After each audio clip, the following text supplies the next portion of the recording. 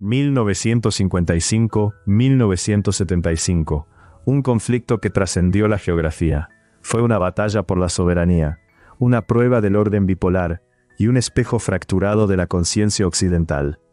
Más que una guerra entre ejércitos, fue una lucha por el significado, entre nación y colonia, entre revolución y contrainsurgencia. 1887-1954 Vietnam fue parte de Indochina francesa, una colonia explotada, no una nación reconocida.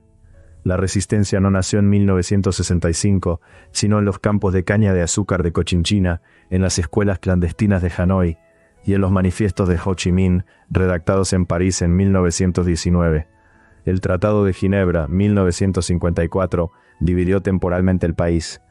Pero el gobierno de Saigón, respaldado por Estados Unidos, rechazó las elecciones unificadoras exigidas por el acuerdo. 1890-1969. Líder revolucionario, poeta, diplomático y estratega.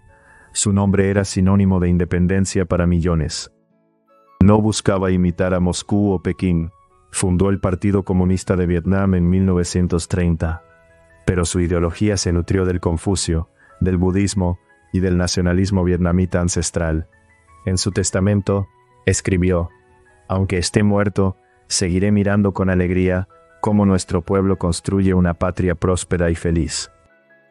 Agosto de 1964. 2 supuestos ataques navales contra buques estadounidenses en aguas internacionales, documentados después como ambiguos y posiblemente inexistentes. El informe del USS Turner Joy fue revisado por el Pentágono en 2005. No hubo segundo ataque. Sin embargo, el Congreso aprobó la resolución del Golfo de Tonkin por 416 votos contra 0, otorgando al presidente Johnson poderes bélicos ilimitados sin declaración formal de guerra. 1965-1968 Johnson heredó una guerra limitada y la transformó en una operación masiva. 184,000 soldados en 1965, 536,000 en 1968. Su estrategia, Search and Destroy, priorizó cifras de bajas sobre territorio ganado. Cada cuerpo contaba más que cada aldea protegida. Robert McNamara, su secretario de Defensa, admitió años después: «Nunca entendimos la naturaleza del conflicto. Pensábamos en términos de fuerza militar. Ellos pensaban en términos de persistencia cultural». 1964 a 1968. Como comandante de las fuerzas estadounidenses, Westmoreland convirtió la guerra en una ecuación cuantificable. El índice de bajas enemigas se volvió el indicador supremo de progreso. Sus tácticas generaron una paradoja mortal. Mientras más Vietcongs morían, más reclutas entraban en las filas, alimentadas por redes sociales rurales invisibles para los analistas militares. En 1967 declaró: «Estamos ganando esta guerra». 30 de enero de 1968. Durante la celebración lunar del Año Nuevo vietnamita, más de 84,000 combatientes atacaron simultáneamente 36 provincias, 5 ciudades principales y la embajada estadounidense en Saigón.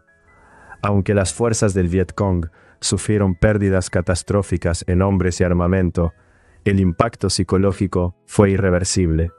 La narrativa oficial de victoria inminente colapsó ante imágenes de combate urbano en el corazón mismo de la capital survietnamita. Walter Cronkite declaró en CBS: «¿Qué precio tiene la victoria si el pueblo que intentamos salvar nos rechaza?». 16 de marzo de 1968. En el pueblo de Son My, 504 civiles, mujeres, niños y ancianos fueron asesinados por soldados del 1er Batallón 20ª Infantería. El teniente William Calley fue condenado en 1971, pero cumplió solo 3 años bajo arresto domiciliario. El caso reveló una cultura institucional de impunidad. Los informes de campo omitían sistemáticamente víctimas civiles. Los archivos del Departamento de Defensa muestran que entre 1965 y 1973 se registraron 320 casos similares. 1961, EEUU roció 20 millones de galones de herbicidas, incluyendo 12 millones de galones de agente naranja, contaminando 4,8 millones de acres. El dioxina TCDD causó defectos congénitos multigeneracionales. Hoy hay más de 150.000 niños vietnamitas con discapacidades severas vinculadas directamente a la exposición prenatal. Los veteranos estadounidenses también presentan tasas elevadas de linfoma, Parkinson y diabetes tipo 2, reconocidos oficialmente por el Departamento de Asuntos de Veteranos desde 2010. Cu Chi, 1966-1975. Bajo tierra, los Vietcongs construyeron más de 200 kilómetros de túneles, estrechos, oscuros, con trampas letales y cámaras de tortura. Los Tunnel Rats, soldados estadounidenses voluntarios, descendían solos, armados solo con una pistola y una linterna, enfrentando minas, serpientes y emboscadas a menos de 1 metro de distancia. Según los archivos del Comando Militar de Vietnam del Sur, el 73% de los combates en zonas rurales ocurrieron en túneles, una dimensión subterránea de la guerra que jamás apareció en los noticieros. 1973 presente. De los 2,7 millones de veteranos estadounidenses que sirvieron en Vietnam, el 30% desarrolló TEPT, una tasa 3 veces superior a conflictos posteriores. El término trastorno de estrés postraumático no existía hasta 1980, cuando fue incluido oficialmente en el DSM-3, tras presión de grupos de veteranos como Vietnam Veterans Against the War. Hoy, más de 400.000 veteranos reciben tratamiento continuo por TEPT, pero el 45% nunca busca ayuda. El estigma sigue siendo tan potente como la herida. Acuerdos de Paz de París, 27 de enero de 1973, firmado por Estados Unidos, Vietnam del Norte, Vietnam del Sur y el Frente Nacional de Liberación. El acuerdo exigía la retirada total de tropas estadounidenses y el intercambio de prisioneros, pero permitía que las fuerzas norvietnamitas permanecieran en el sur. En menos de 2 meses, el régimen de Saigón colapsó.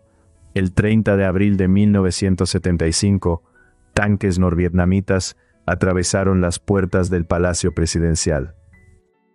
30 de abril de 1975. Helicópteros evacuaron a 1.373 personas desde el techo de la embajada estadounidense. Mientras miles de sudvietnamitas se apiñaban en las calles, quemando sus pasaportes y documentos para evitar represalias. El general Duong Van Minh, último presidente de Vietnam del Sur, se rindió sin disparar un solo tiro. He esperado este momento durante 30 años. Ahora es tiempo de reconstruir. La ciudad fue rebautizada como Ciudad Ho Chi Minh, no como acto de venganza, sino como afirmación de continuidad histórica. Los papeles del Pentágono, 7.000 páginas filtradas por Daniel Ellsberg en 1971, revelaron que múltiples administraciones habían mentido sistemáticamente al público sobre el alcance, los objetivos y las probabilidades de éxito de la guerra.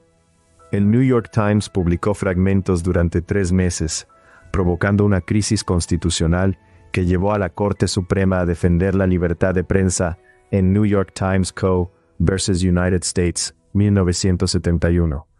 Hoy, los archivos están digitalizados en los archivos nacionales. 92% de los documentos han sido desclasificados, pero 187 páginas siguen bajo restricción hasta 2032.